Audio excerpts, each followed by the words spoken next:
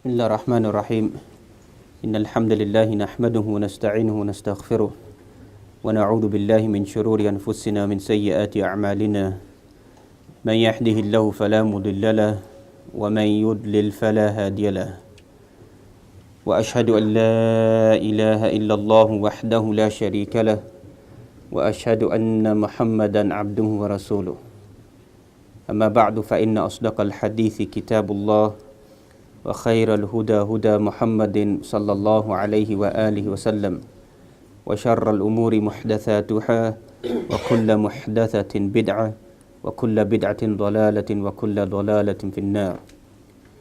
After praising Allah subhanahu wa ta'ala and sending immense greetings and salutations upon the final Prophet Muhammad sallallahu alayhi wa alihi wasallam, who came with the teachings of all of the Anbiya, whereby three elements is what all of the prophets that they came with. They came with al-akhlaq, fine character and behavior, which is unanimous amongst the Anbiya, the prophets of Allah subhanahu wa ta'ala. The second thing that we find that they came with al-ahkam, rules and regulations. Slight variances in what their rules and regulations may be, but they all came with regulations to be followed upon this earth. And more importantly, before that, we find the first teaching that every single prophet came with is ilm al-tawheed, the knowledge of the oneness of Allah subhanahu wa ta'ala, as the Quran mentions at Surah Al-Nahl, وَلَقَدْ بَعَثْنَا فِي كُلِّ أُمَّةٍ رَسُولًا أَنِ اعْبُدُوا اللَّهَ وَاجْتَنِبُوا الطَّاغُوتَ. Indeed, we did send amongst every single nation a messenger calling and telling his people to worship only Allah subhanahu wa ta'ala and stay away from at-taghut, whatever is worshipped besides Allah subhanahu wa ta'ala. So that should be the life of the believer, the Muslim, of returning back to calling only upon Allah subhanahu wa ta'ala. The most important knowledge for the believer upon this earth is a belief regarding Allah subhanahu wa ta'ala. Thus you find the Quran mentioned, شَهِدَ اللَّهُ أَنَّهُ لَا إِلَهَ إِلَّا هُ وَالْمَلَائِكَةُ وَأُولُو الْعِلْمِ قائما بالقسط لا إله إلا هو العزيز الحكيم. The beginning of Surah Al-Imran that we find, Allah subhanahu wa ta'ala makes a testimony that none has the right to be worshipped except for Him subhanahu wa ta'ala. And likewise the angels, and then people, men and women of knowledge, of understanding, who have that understanding that only Allah subhanahu wa ta'ala should be worshipped. And thus we find that as many people begin to talk about various topics and various themes, the essence of the believer is to go back to belief. That is the beginning and the end of the believer. And unfortunately for some of us, our life has become, and it should be highlighted because some of us have only become tarnished with certain tertiary elements. رفع اليدين في الصلاة, تحريك الإصبع في التشهد, التأمين خلف الإمام, saying Ameen behind the Imam, raising one's hands inside the salah, moving one's finger inside the prayer, al-wadu al-yadayn al-sadr, placing one's hands on the chest, etc. All of these are beautiful and good things based upon the hadith in the Sahih of Imam Bukhari, صَلُّوا كَمَا رَأَيْتُمُونِي أُصَلِّي, pray as you've seen me praying. وَلَكِنْ إِذَا وَاحِدْ يُخَالِفُ السُنَّةِ, a person goes against this sunnah, doesn't practice this, فَهَلْ صَلَاتُ صَحِيحًا, is that person's prayer sahih according to Sharia? Is it maqboola inda Allah subhanahu wa ta'ala? Yes, it is. None of the fuqaha have concluded a person who doesn't place their hand on the chest, or doesn't say Ameen, or doesn't raise their hands, is their prayer invalidated. None of the fuqaha have made that statement. That is an extreme element among some of our people inside our community, who begin to highlight and say a person who doesn't offer and pray in this manner, فَصَلَاتُهُ بَاطِلًا, that person's prayer is invalidated. This is نوع من الجهل. This is an element of ignorance existing amongst us. None of the fuqaha have ever concluded that. And some of us, that only becomes a symbol of da'wah, that we begin to call towards these points. The da'wah of Ahlul Tawheed, the da'wah of Ahlul Sunnah, is the da'wah of Tawheed. That is the symbol that we should be returning people back to. And then these secondary and tertiary issues will become easy for people to develop and to focus upon their lives. But as for many of us, that becomes our main theme. As you can see amongst our community, people are growing up, don't make a distinction between Tawheed and Shirk. That people, their element of tawakkul, reliance upon Allah subhanahu wa ta'ala is weakening. In our community still we find to this day, in a modern day world, people coming to graves, to shrines, to salihin, to relying upon threads and etc. that we find. These are all dangerous elements which are corroding and taking away the essence of the orthodox views towards Allah subhanahu wa ta'ala. So that's when people talk about so many different elements, we need to return people back to the foundation. Even when people talk about high elements of Sharia of Allah subhanahu wa ta'ala, many people in their zeal and their passion don't know hardly anything of the Sharia of Allah subhanahu wa ta'ala. That's when we need to go back to the basics. وَلَكِنْ كُونُوا رَبَّانِيِّينَ بِمَا كُنْتُمْ تَعَلِّمُونَ الْكِتَابَ وَبِمَا كُنْتُمْ تَدْرُسُونَ. Become Rabbaniyin, become good teachers, teaching people the most beneficial things inside their life. That's why مَا رُوِيَ عَنِ Ibn Abbas رضي الله عنهما, that which has been attributed to Ibn Abbas, what does it mean to be Rabbaniyin? Teaching the people the smaller knowledge before the greater knowledge, the knowledge that concerns them on a daily basis in their lives. That's what a Muslim should be teaching the people in the community around them, taking them away from the kufr, from the disbelief, towards iman, towards the nur of Allah subhanahu wa ta'ala. As you find throughout the Quran is always focusing upon every single ayah or every other ayah in some form or some pattern is reminding the believer about Allah subhanahu wa ta'ala. So many different derivatives inside the Quran. لو كانوا يعقلون تفهمون تذكرون يفقهون تعلمون. If only they could ponder, reflect, understand, comprehend, if they can have the intellect, يتذكرون, reflect regarding this. All these ayat inside the Quran. For what purpose? To remind the individual of submitting towards Allah subhanahu wa ta'ala. So Allah subhanahu wa ta'ala lays out ayatul kawniyah. Allah subhanahu wa ta'ala lays out certain signs in the heavens and the earth to make the individual to submit to Allah subhanahu wa ta'ala. For example, towards the end of Surah Al-Imran that we find, إِنَّ فِي خَلْقِ السَّمَاوَاتِ وَالْأَرْضِ وَاخْتِلَافِ اللَّيْلِ وَالنَّهَارِ لَآيَاتٍ لِأُولِي الْأَلْبَابِ. الَّذِينَ, those individuals who see the ayat of Allah subhanahu wa ta'ala, فِي خَلْقِ السَّمَاوَاتِ وَالْأَرْضِ, see the creation of the heavens and the earth, the alternation night and the day, are signs for men of understanding. الذين يذكرون الله قياما وقعودا وعلى جنوبهم ويتفكرون في خلق السماوات والأرض ربنا ما خلقت هذا باطلا سبحانك فقنا عذاب النار. The believers are those individuals who see the alternation of the night and the day. They remember Allah subhanahu wa ta'ala standing, bowing, prostrating, and they say ربنا ما خلقت هذا باطلا. Our Lord, you have not created this without any purpose. There must be a purpose of the creation of the heavens and the earth. And that purpose is to submit to Allah subhanahu wa ta'ala. Likewise the Quran mentions سَنُرِيهِمْ آيَاتِنَا فِي الْآفَاقِ وَفِي أَنفُسِهِمْ حَتَّى يَتَبَيَّنَ لَهُمْ أَنَّهُ الْحَقِّ. We'll show them our signs all around the heavens and the earth and within their own selves, that they begin to recognize and submit to Allah subhanahu wa ta'ala. The Quran even mentions وَفِي أَنفُسِكُمْ أَفَلَا تُبْصِرُونَ. Even the structure of your own human body, there are signs for you to submit to Allah subhanahu wa ta'ala. So here we're trying to highlight that everything around us pushes the individual to recognize Allah subhanahu wa ta'ala and to obey and to submit to Allah subhanahu wa ta'ala. So thus this becomes the highest level of knowledge. The person who recognizes Allah subhanahu wa ta'ala and then begins to do what? Begins to submit, begins to obey. وَمَا خَلَقْتُ الْجِنَّ وَالْإِنسَ إِلَّا لِيَعْبُدُونَ. I do not create the jinn and the human being except for to worship me. Another recitation is Ibn Abbas attributed to him, بِمَعْنَى لِيُوَحِّدُونَ, to only serve Allah subhanahu wa ta'ala. That is the essence and the foundation of the human being. That is what we need to revive inside our lives and to stay away from the opposite. The opposite of Tawheed, the belief in Allah subhanahu wa ta'ala, is we find the element of Shirk, is tainting our belief and having a corrupt belief. Thus the Quran mentions towards the end of Surah Yusuf, وَمَا يُؤْمِنُ أَكْثَرُهُمْ بِاللَّهِ إِلَّا وَهُمْ مُشْرِكُونَ. Most people believe in Allah subhanahu wa ta'ala, but their creed, their belief is tainted with shirk. They are mushrikun. Now here as a side point, we should be very vigilant, because some of us would like to quote this verse, and obviously other people begin to think that we're calling them mushrikun. Abadan. That's the first lesson we should stop upon. To call another Muslim a mushrik is something thaqil. It's something very, very heavy. It's like saying to another Muslim, anta kafir, you're a disbeliever. So when we quote these ayat, our intent is not to say so-and-so Muslim is a mushrik. قَدْ يَكُونَ عَمَلُهُ شِرْكِيًّا. Maybe that person's action is action of shirk. As Ibn Taymiyyah mentions, rahmatullah alayh, a person does an action of kufr, فَلَا تَحْكُمْ عَلَيْهِ أَنَّهُ كَافِرٌ. person does an action of kufr, don't say that person is now a kafir, a disbeliever. That's where some of us, we get it wrong. We see a person doing action of shirk, we say, فَهُوَ mushrik. Person does an action of kufr, we say, فَهُوَ kafir. La, abadan, never in your lives.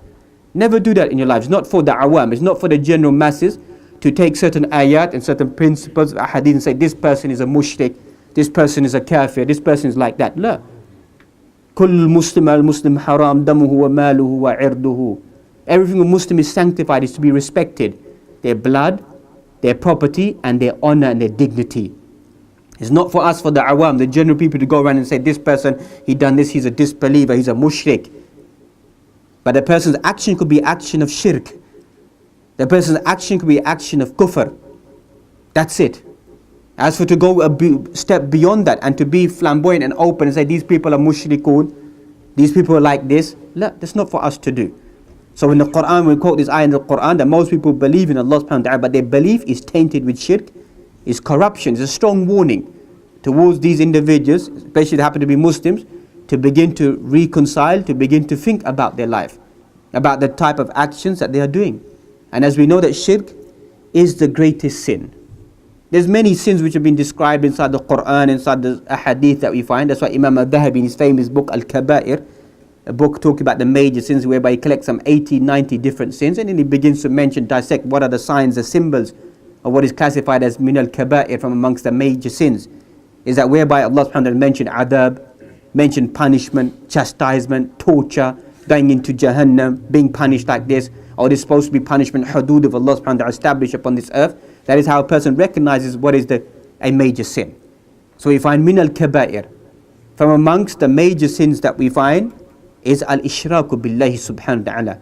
Is to commit shirk with Allah subhanahu wa ta'ala is amongst the major sins. In a hadith we find ijtanibu sab' al-mubiqat. Stay away from the 7 abominable destructive sins. The sins that destroy the individual. Amongst them we find, awalan, is a shirk billahi subhanahu wa ta'ala.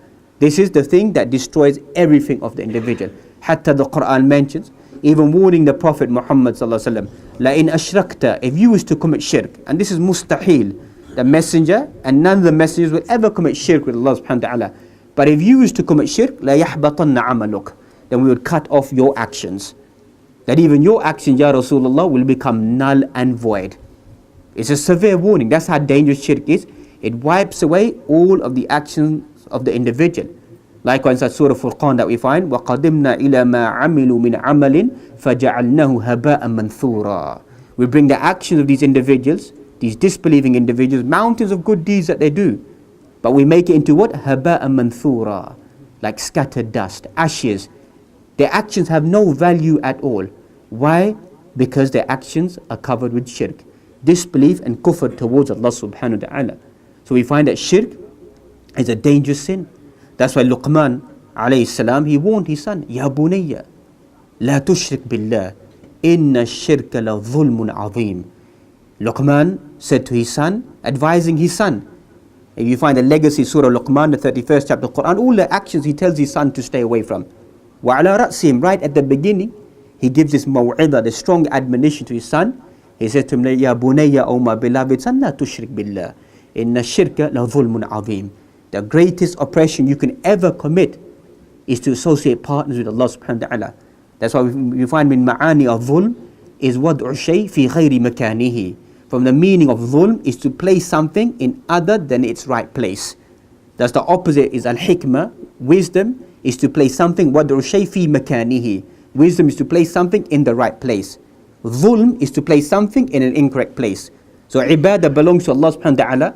You give it to other than Allah subhanahu wa ta'ala, this becomes dhulm. It becomes oppression. And that's the greatest oppression the person commits upon oneself, is to commit shirk with Allah subhanahu wa ta'ala. As the Quran mentions, الَّذِينَ لَمْ يَلْبِسُوا إِيمَانَهُمْ بِظُلْمٍ أُولَٰئِكَ لَهُمُ الْأَمَنُ وَأُولَٰئِكَ هُمُ الْمُهْتَدُونَ. Those individuals who never ever commit any dhulm upon their own selves. Those are the successful individuals, those are the people in a state of tranquility and peace. So some of the companions, they posed the question that who amongst us doesn't commit dhulm? Because dhulm, as we all know, carries the meaning of oppression, of sinning, of ma'asiyah, disobedience. So the companions said that all of us, we commit dhulm. We all oppress, we all sin, we make mistakes. So what is the meaning of this ayah? Those who don't commit any form of dhulm.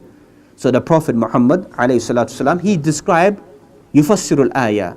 He explained the ayah, the meaning of dhulm fi hadhihi al-ayah, bima'na is inna shirka la dhulmun azim. The greatest dhulm, oppression, is to commit shirk with Allah subhanahu wa ta'ala.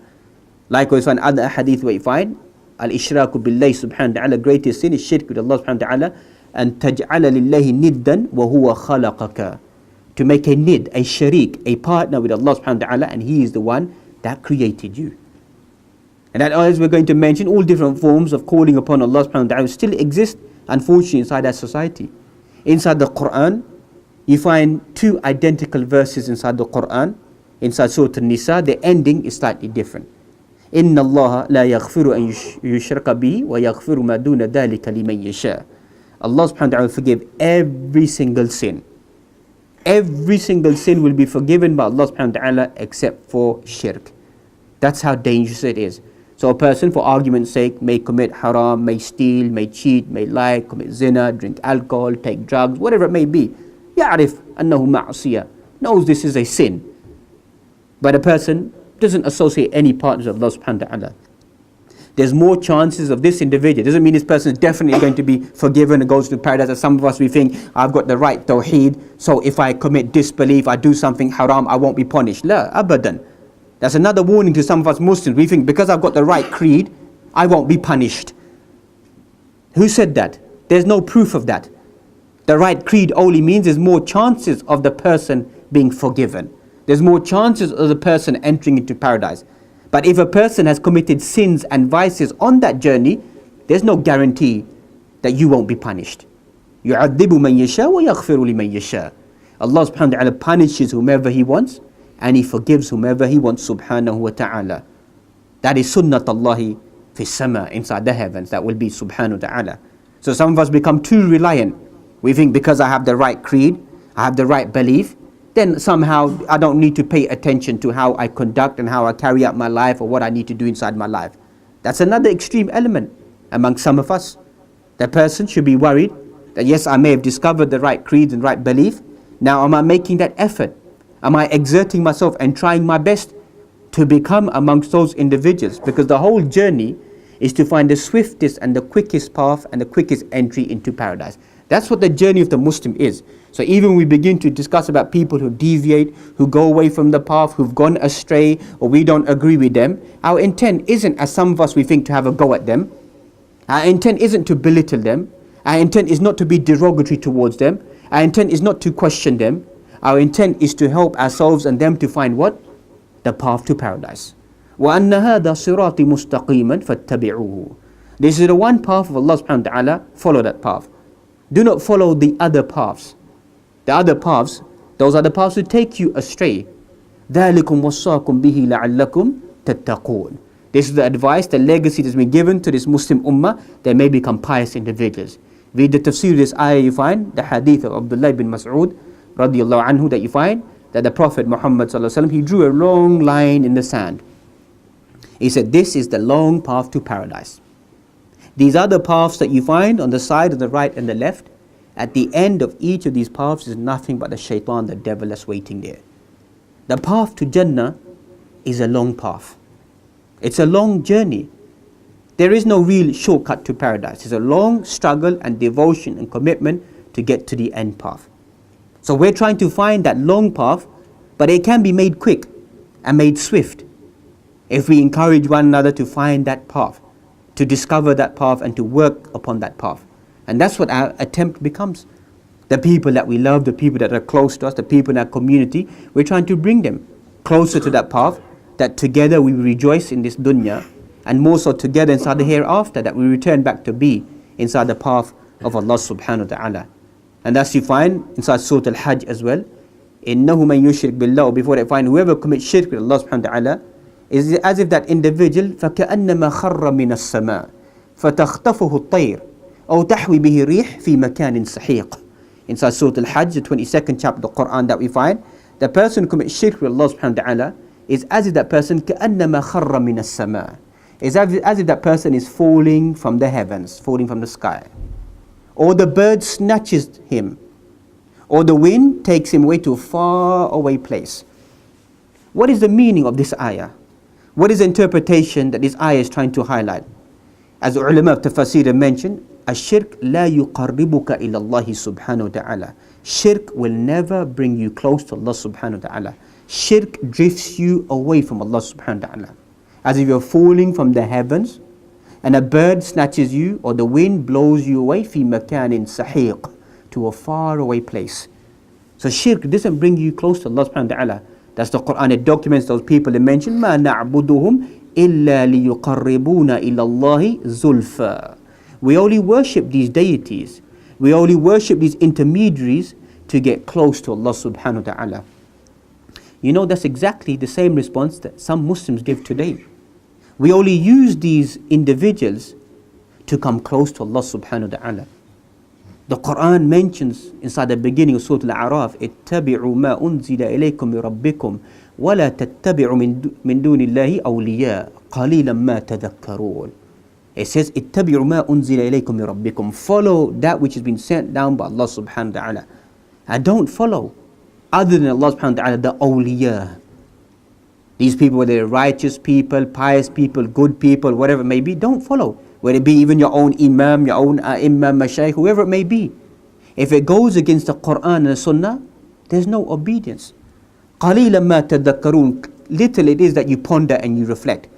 So Islam is telling us to follow the right path, the straight path, directly. Even it warns that even to take the messenger as an intermediary is not allowed. To say that you take him as an intermediary, get close to Allah subhanahu wa ta'ala is not allowed in the Sharia of Allah subhanahu wa ta'ala.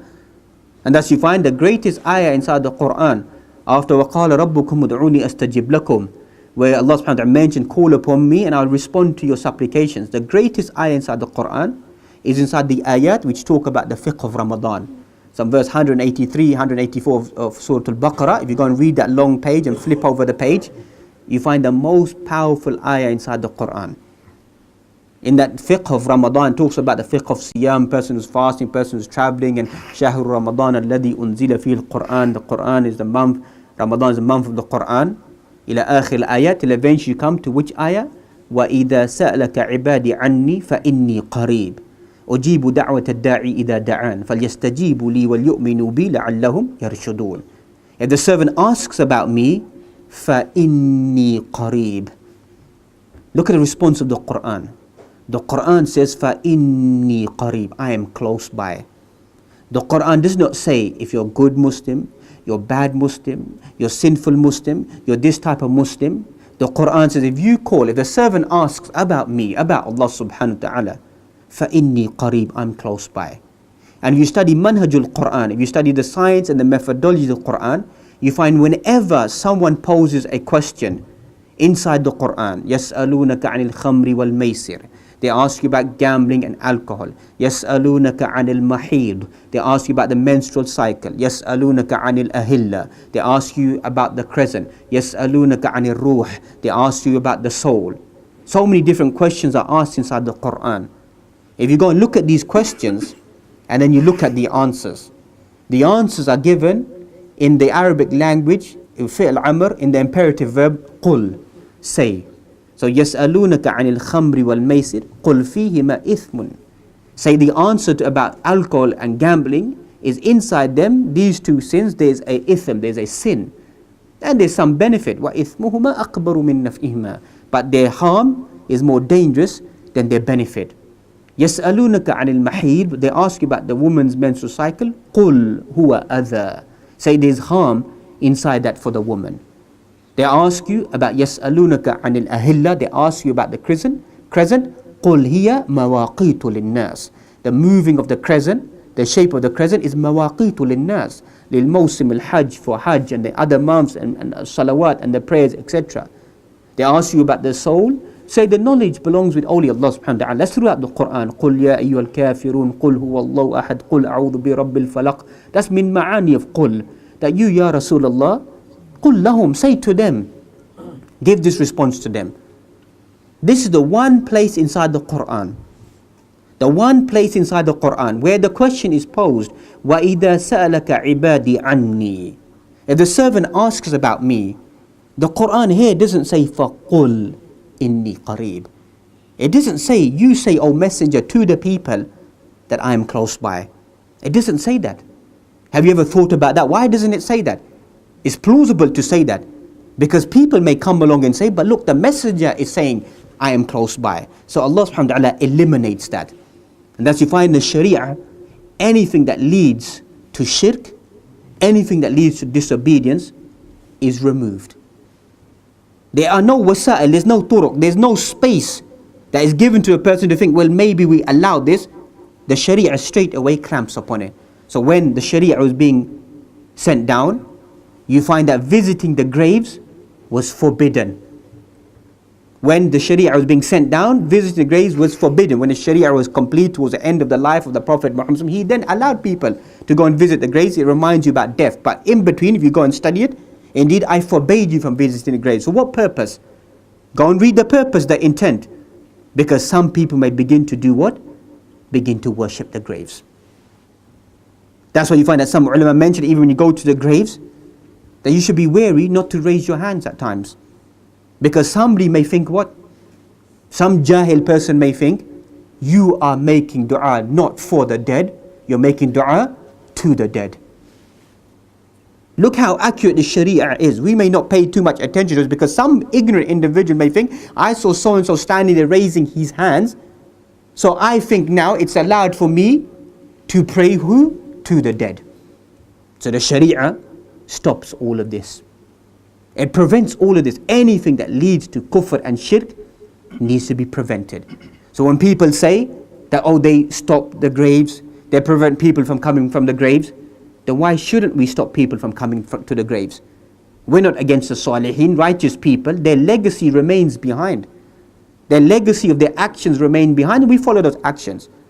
Picking up the crumbs and the stones and the rocks and putting them inside our pockets and thinking this is a form of tabarruk and blessing that we find. What did the Prophet Muhammad say to Ali towards the end of his life? He said to Ali, any grave you find more than a hand span, any grave more than a hand span, what should you do? You should demolish it. Our graves are how high at the moment? Isn't it? How high are they at the moment? He advised Ali that any grave you find beyond that level, desecrate it, destroy it, dismantle it, take it away. Who's going against the teachings of the Sunnah today? Who's going against the teachings? The final words, his advice is that destroy graves that go beyond that limit. That's it, simple life. Simple, a Muslim is so simple, a simple individual, that's it. Today that we find shrines and whatever it may be, and people say, well, this is not really shirk, this is just a way of remembering them and a way of showing love and respect towards them. Love and respect is shown via obedience. That's why the Arab poet, he wrote the lines of poetry, لو كان حبك صادقا لأطعته إن المحب لمن يحب مطيع. If your love was truthful, lovers obey the one that they love. You love the messenger, you obey him. قُلْ إِن كُنْتُمْ تُحِبُّونَ اللَّهَ فَاتَّبِعُونِي. You claim to love Allah subhanahu wa ta'ala, make ittiba' Rasul, follow the Prophet Muhammad sallallahu alaihi wasallam. So he gave us these teachings. Either he did not give us the teachings or he did give the teachings. So amongst his final words are, avoid this. Stay away from this. Don't do this action. He warned his people and he prayed to Allah subhanahu wa ta'ala, oh Allah, don't let my grave become a point of Eid. Where people, because Eid min ma'ani of Eid is aada ya'udu, what comes again and again. So Eid al-Fitr, Eid al-Adha, it comes again and again. So don't let my grave become a place of Eid and a place of worship.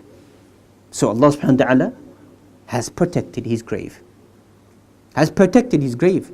And that's you find the Quran mentions at Surah Al-Ma'idah as well. Ya ayyuha Rasul, balligh ma unzila ilayka min rabbik. O messenger, convey to the people of the message that's been given to you. If you do not convey the message, then you have not fulfilled that trust.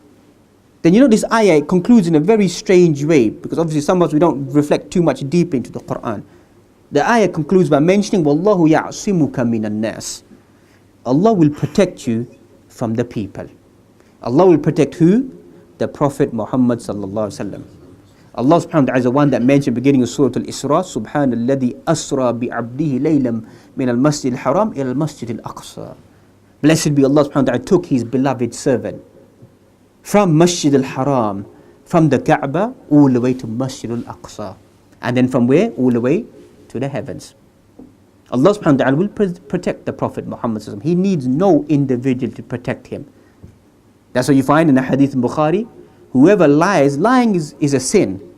But lying upon me is far more severe. And whoever intentionally lies regarding me, let that individual take his seat in the hellfire. Man kadhaba alayya muta'ammidan falyatabawwa maq'adu min an-nar. Whoever intentionally lies about me, let him take his seat in the hellfire. You know what some people they say in their zeal and their passion? La nukadhib alayhi, nukadhib lahu. We don't lie against him, we lie for him to protect him. انظر إلى هذا الجهل. We lie to protect the Prophet Muhammad sallallahu alaihi wasallam. Many of them they even admit what they're narrating is a lie. It's not even a hadith which is weak. It's something which is classified as a clear lie, fabrication. But they say we know, but we're trying to encourage people. It's a way of showing honor and dignity towards the Prophet Muhammad sallallahu alaihi wasallam. You can't use falsehood. You can't use kufr. You can't use shirk to bring people closer and closer to Allah subhanahu wa ta'ala. That should be crystal clear. The only thing that will bring close to Allah subhanahu wa ta'ala is the pure, pristine ayat of the Quran and the teachings of the Prophet Muhammad sallallahu alaihi wasallam. Likewise, at Surah Al-Ma'idah that we find one of the most conclusive ayat inside the Quran. إِنَّهُ مَنْ يُشْرِكْ بِاللَّهِ فَقَدْ حَرَّمَ اللَّهُ عَلَيْهِ الْجَنَّةِ وَمَأْوَاهُ النَّارِ وَمَا لِلظَّالِمِينَ مِنْ أَنصَارٍ. إِنَّهُ مَنْ يُشْرِكْ بِاللَّهِ. Whoever commits shirk with Allah subhanahu wa ta'ala, فَقَدْ حَرَّمَ اللَّهُ عَلَيْهِ الْجَنَّةِ. Allah subhanahu wa ta'ala has made it haram for that person to ever go into paradise. This da'wah isn't da'wah of Ahlul Hadith or da'wah Salafi or da'wah Wahhabiyya or da'wah Najdiyya or da'wah of the Kingdom of Saudi Arabia. This is the da'wah of what? Of the Quran. Surah Al-Ma'idah. إِنَّهُ مَن يُشْرِكْ بِاللَّهِ. Allah subhanahu wa ta'ala is saying, whoever commits shirk with Allah subhanahu wa ta'ala, فَقَدْ حَرَّمَ اللَّهُ عَلَيْهِ الْجَنَّةِ. Allah is saying, whoever dies upon shirk, Allah subhanahu wa ta'ala make it haram for that person to ever go where? Into paradise. وَمَأْوَاهُ النَّارِ. That person's ending abode will be the fire, and that person will have no helpers. People try to make ta'weel of this ayah, they try to make tafsir this ayah, or reinterpret this ayah, saying this ayah inside Surah Al-Ma'idah, يَتَحَدِّثْ عَنِ النَّصَارَى. This ayah is talking about the Christians. No, that's not true. There's a principle inside Usul al-Tafsir that you find, al-ibra bi-umum al-lafzi la bi-khusus al-sabab. The lesson is to be taken from the generality of the words and not from the specifics of revelation. So in the Quran, throughout the Quran is talking about whom? Bani Israel. Isn't it? Does that mean now we just sit there and ignore it? All these ayat we heard inside Surah Al-Baqarah and Surah Al-Imran and Surah Al-Nisa and Al-Ma'idah, Al-An'am, then Al-Anfal and Al-A'raf that we find. Do we sit there thinking, these ayat don't concern me? Most of this Quran يَقُصُّ عَلَى بَنِي إِسْرَائِيل. Most of this Quran is narrating about Bani Israel. You know for what intent? Because most of us are going to do exactly the same mistakes as Bani Israel. That's why many of us Muslims, we don't seem to understand the Quran is talking to us. So many of us when we read the ayat, Ya Bani Israel, Ya Ahl al-Kitab, we begin to think, you know what? That's not me. That's got nothing to do with me. When the Quran says the sufaha, the foolish ones, the Quran begins to talk about the sufaha, the foolish individual. We sit there thinking, you know what? It's got nothing to do with us. You fail to understand the language of the Quran. The Quran is talking to us foolish individuals. That's what the Quran is. It's addressing us because we are the foolish individuals. If you assess these ayat today, assess the context, we are the foolish individuals. So the Quran is addressing us time and time again, it's addressing us. That don't make the mistakes of those individuals. That's why in the Quran, when it talks about the people of Sabt, we begin to think, oh, look at these individuals. Look how foolish they were. When Allah subhanahu wa ta'ala forbade them from fishing on a Saturday, and you find the fish, shura'an, the fish were jumping up. Okay? They were jumping out of the sea. They said, what is this? It's haram for us to fish. We can't tolerate this.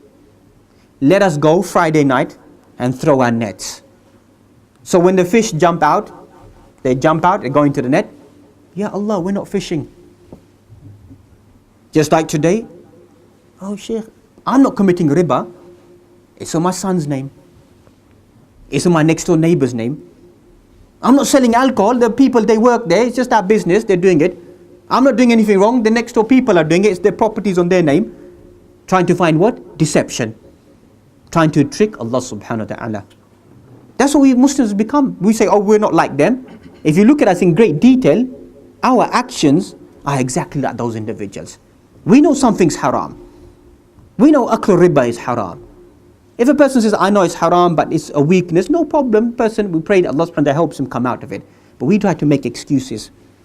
We try to find a leeway and say, it's something good, it's beneficial, it helps the children, it helps the family, it helps the community. What is this? Just conclude it's haram, and even if you do it, maybe Allah subhanahu wa ta'ala will forgive you, pardon you, and bring you out of it. So we fall into a trap of becoming like those individuals. These are our tests, and we begin to find excuses. We try to justify the things that we are doing. That's the Quran mentions those individuals. وَقَالُوا سَمِعْنَا وَأَصَيْنَا. We hear and we disobey Allah subhanahu wa ta'ala. Believers are those individuals. وَقَالُوا سَمِعْنَا وَأَطَعْنَا. We hear and we obey. That's what a Muslim should be. We hear and we obey Allah subhanahu wa ta'ala. So going back to the ayah in Surah Al-Ma'idah that we find, that Allah subhanahu wa ta'ala has given a severe warning, a stern warning, that if you die upon shirk, then this is something very, very dangerous. We should be worried about this, worried about ourselves, worried about our children, worried about our family members, that they're doing these actions, then how can we turn it aside? How can we just turn a blind eye? And likewise, on a mass scale, a mass portion is Muslim ummah fasiru fil ard. Yes, the world has developed, world has gone forward, but if you look at our community around us, what do you find them doing? You find them clearly practicing and doing actions of shirk. And we don't even think, and it doesn't upset us anymore, some of us, unfortunately. Quran mentions the heavens and the earth are about to rip open. And da'u lirrahmani walada. That these people attributed a son to Allah subhanahu wa ta'ala. And likewise, some of these people, what do they attribute to the people around them? If you read what they attribute towards them, these people, they've been given a destination to go into paradise, and they can pick and choose people who will go into paradise with them and save them and rescue them. All of this negates one's tawheed, one's belief regarding Allah subhanahu wa ta'ala. Thus you find the ulama have collected 3 elements of tawheed, 3 elements of belief towards Allah subhanahu wa ta'ala. Tawheed al-rububiyyah, the belief in the lordship of Allah subhanahu wa ta'ala. Ala lahul khalqu wal amr. Indeed, that the command and the creation belongs to Allah subhanahu wa ta'ala. Allah subhanahu wa ta'ala is Rabbul Alameen.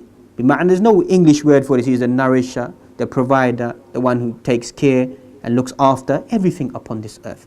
And thus you find that it's quite strange that the Quraysh, they recognize Allah subhanahu wa ta'ala as being the Rabb.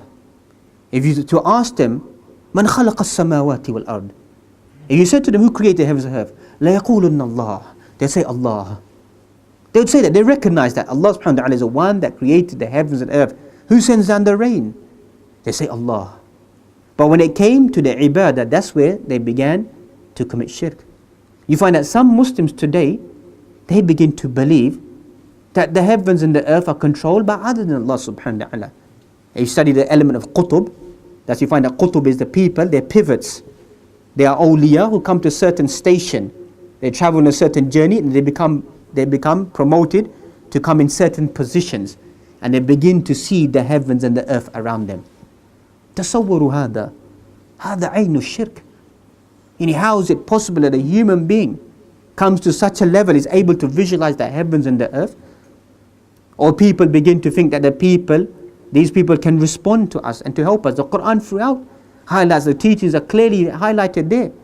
These people inside their graves, inside their locations, they are more in need of Allah subhanahu wa ta'ala than us. They are in need of us in terms of we come and we visit and make dua and supplication that Allah subhanahu wa ta'ala expand their grave and forgive their sins and to pardon them and to protect them. But some of us are going to the other extreme. We think because they're righteous, there must be some element of barakah around them inside their lives. Even of this modern world. That's why some of us, our da'wah has no impact around the people. They think it's culturalism. Look how much our impact of da'wah amongst the non-Muslims. We tell them these fables, these myths and these stories. And I was standing next to a grave and the righteous man's hand came out the grave and he shook me and he gave me this, he done this for me. You think it attracts non-Muslims? They think, what's this person talking about? What are these superstitious beliefs? Or I got this thread tied next to my car, it gives me blessings. Ayatul Kursi, I didn't keep it in my pocket today, that's why, this happened to me. Ishad. That's what our people have become, isn't it? And that's why even ulama mention, even writing the Quran, yes, there might be barakah.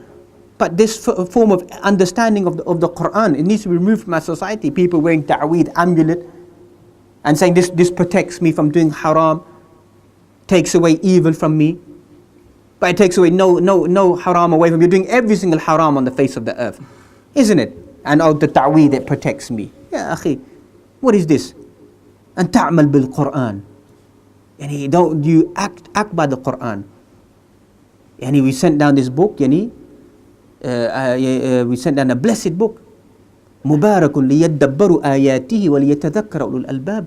A blessed book that we sent down. Liyadabbaru ayatihi. Imam al-Hasan al-Basri mentions liyadabbaru ayatihi bima'na li'an ta'mala bil Quran. You reflect over the ayat of Allah subhanahu wa ta'ala, you begin to implement the Quran. That's in the hadith in Bukhari you find of Aisha radiyallahu ta'ala anha asked about the character and the behavior of the Prophet Muhammad. He mentioned, Kana khuluquhu al-Quran. His character was the Quran. What does it mean his character was the Quran? That everything halal and haram, he implemented. Everything haram, he stayed away from it. That's it, became the walking, talking Quran. The living embodiment of the Quran is what the Prophet Muhammad was. And that's what we need to become once again. The living embodiment. So that's you find the first lesson is Tawheed al-Rububiyyah. Study the Quran about talking about the lordship of Allah subhanahu wa ta'ala, being the creator. Anything that negates that is an element of shirk. That's you find that reading of philosophy and study of philosophy, that you find that some Muslims begin to read and they begin to study that, and there is no existence, there is no God, God doesn't exist. As you find some Muslims, what does their life become? وَقَالُوا مَا هِيَ إِلَّا حَيَاتُنَا الدُّنْيَا نَمُوتُ وَنَحْيَا وَمَا يُهْلِكُنَا إِلَّا الدَّهْرِ. Life has become pomp and play and amusement, and time will just destroy us. That's why even amongst our own Muslims, what do you find? That's why people don't have that creed, don't have that yaqeen, don't have that certainty, don't have that iman. So iman for them is something far away. Quran begins by mentioning the believers are those individuals, muttaqun, alladhina yu'minuna bil ghaibi, who believe in the unseen. The whole Quran is a journey of the unseen. The more you believe in the unseen, the more stronger your actions become towards the unseen. You have that vision, the unseen, you believe in Allah subhanahu wa ta'ala, you become wary. It creates targhibun nas. It makes you become worried to do actions to get to the akhirah. Not like some of us, I believe, my father's the imam of the masjid, my sister wears hijab, my brother went to Darul Ulum, my young son's reading Quran, that's it, that's me. I'm Ahlul Hadith, that's it, finish. La, ish hada. Ma yufid. Doesn't benefit you in any way. You have life, Allah taziru waziratun wizra ukhra. No individual will carry the sins of another individual. All of us will come in the day of judgment, farda. All on our own, responsible for our own selves. If you have subjects underneath you, ya ayyuhalladhina amanu qu anfusakum wa ahlikum nara. It is people, you have subjects underneath you, save yourselves and save your family members from the hellfire. By teaching them that which is right, the most important element being the belief, and then after that teach them to live a life of showing that belief, showing that devotion that you really believe via carrying out the actions that show that you are compliant in your submission towards Allah subhanahu wa ta'ala. So when a person has that weak conviction, then their actions become weak. And thus you find that the essence is to go back and to read about the belief regarding Allah subhanahu wa ta'ala. That's the most beneficial hadith a person can read, and the various explanations is the hadith of Jibreel alayhi salam. If a person can go back and read the various explanations, understand this one hadith, then that person inshallah will be successful throughout their life. Just one hadith. Just read that one hadith and all of its various interpretations by different ulama that you find, it will benefit you for the rest of your life. Because at the end of the hadith it mentions, إِنَّهُ جِبْرَائِيل أَتَاكُمْ يُعَلِّمُكُمْ دِينَكُمْ. Indeed that was Jibreel alayhi salam who came to teach you your deen. So you understand what is Islam, what is Iman, what is Ihsan, you will be successful throughout your life. The second element of Tawheed that we find is Tawheed al-Ibadah, al-Uluhiyah, to worship only Allah subhanahu wa ta'ala. قل إن صلاتي ونسكي ومحياي ومماتي لله رب العالمين لا شريك له وبذلك أمرت وأنا أول المسلمين. Say my prayer, my sacrifice, my living, my dying is all dedicated to whom? to Allah subhanahu wa ta'ala. Associate no partners with Allah subhanahu wa ta'ala. So that becomes the element level of ibadah that we find. The whole of life of the believer is based upon ibadah. Even when a person sleeps, it becomes ibadah. To wake yourself up in the morning for Salatul Fajr, to fend for your family, to take care of your children. Person sleeps with that intent, it becomes ibadah. Yeah, hatta even person goes to the toilet, to the lavatory, matrimonial relationship, all becomes ibadah of the individual if they are focused and thinking and reflecting towards Allah subhanahu wa ta'ala. And thus you find the person spends their whole life in purifying their actions to be accepted by Allah subhanahu wa ta'ala, by following the sunnah and the teachings of Prophet Muhammad sallallahu alaihi wasallam. And once again today we find Tawheed al-Ibadah, what we find inside our community.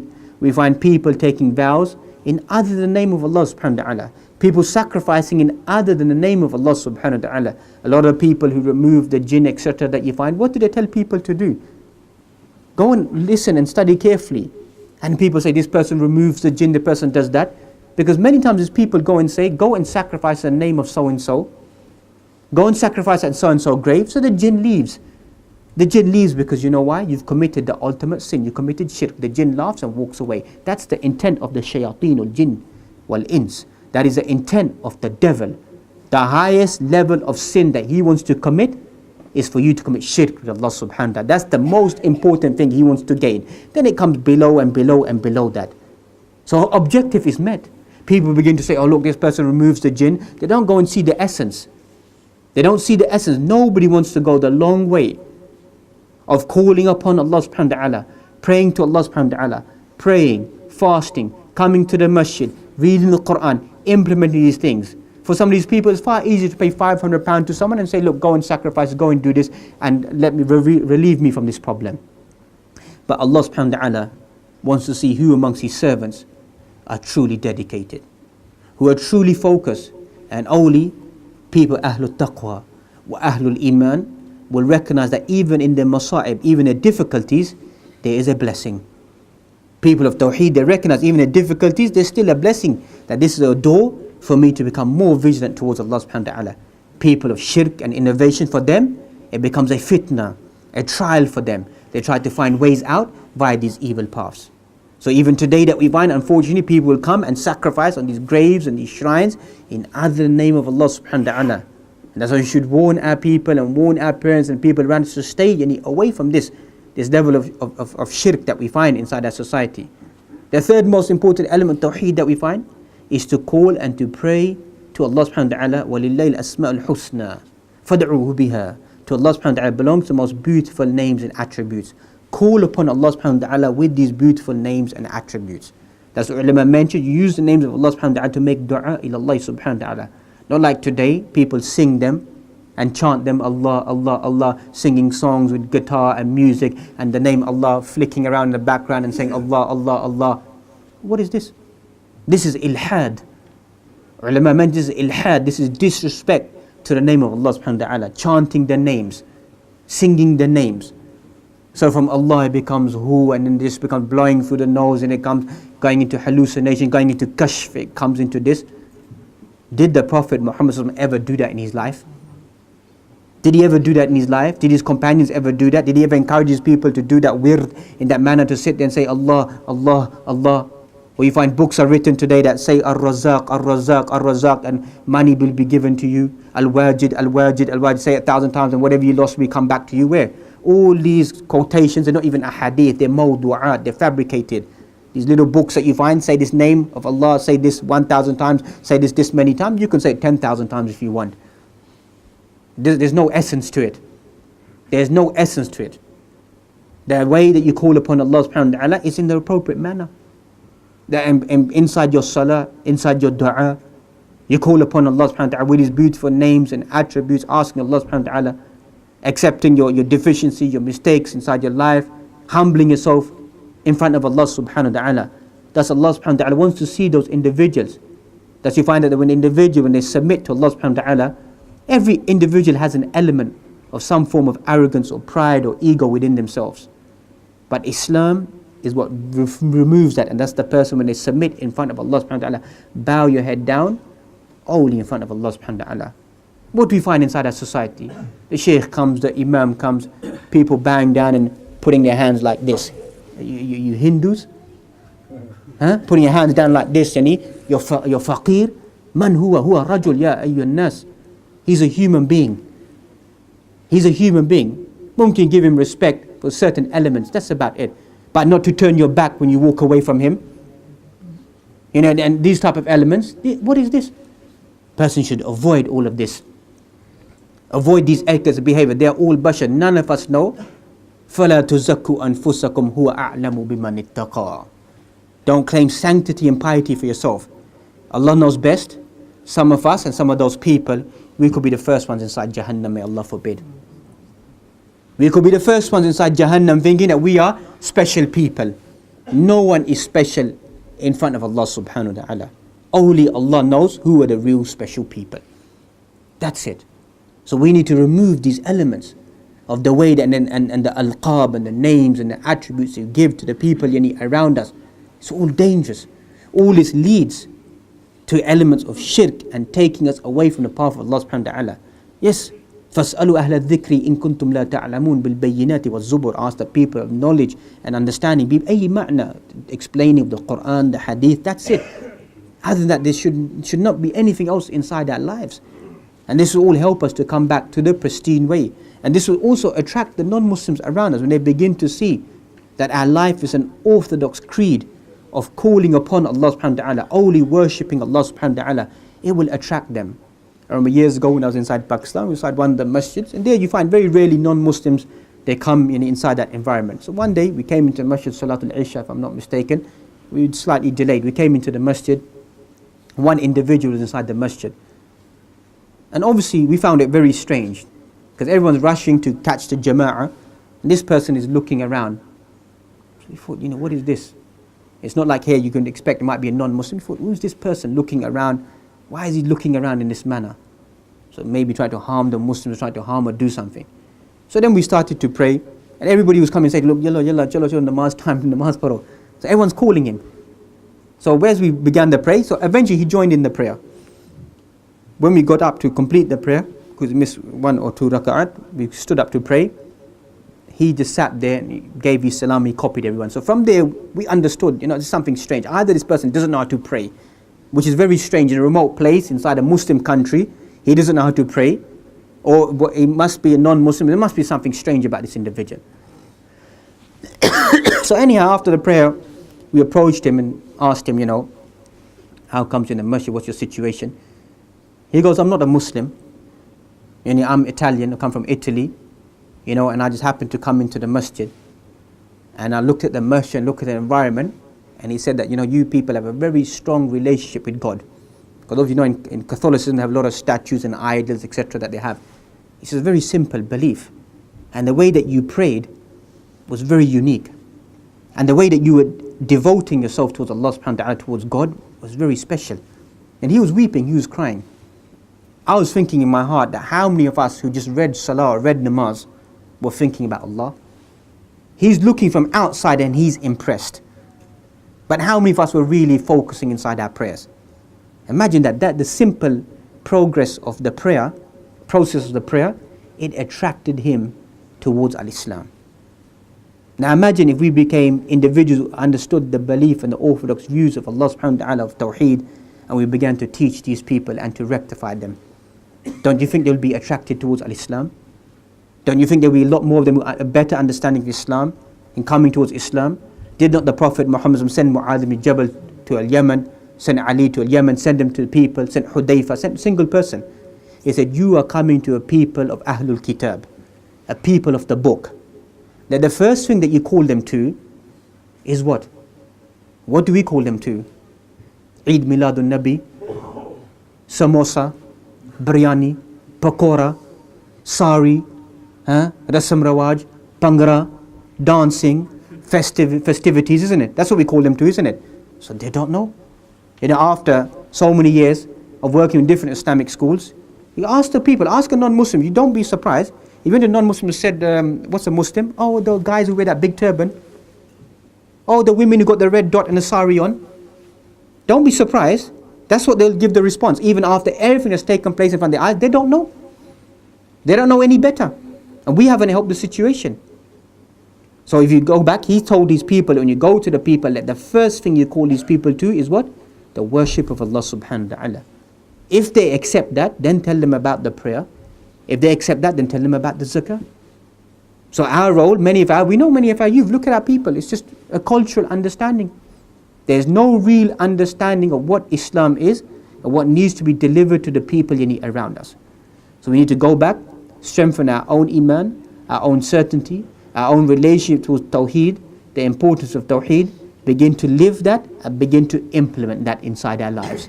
That will, inshallah, the least that will begin to happen is begin to attract other individuals to begin to ask and begin to question and begin to attract them and then begin to help to disseminate and to teach those individuals. So may Allah subhanahu wa ta'ala make us all amongst those people, Ahlul Tawheed, to live upon that, to die upon that, and to be resurrected upon that, and to return back to be with the people Ahlul Tawheed, wa ala ra'sihim, none other than the Prophet Muhammad sallallahu alaihi wasallam. Wa qulu qawli hadha wa astaghfirullah li wa lakum wa li jami'il muslimin fastaghfiru innahu al-ghafurur rahim.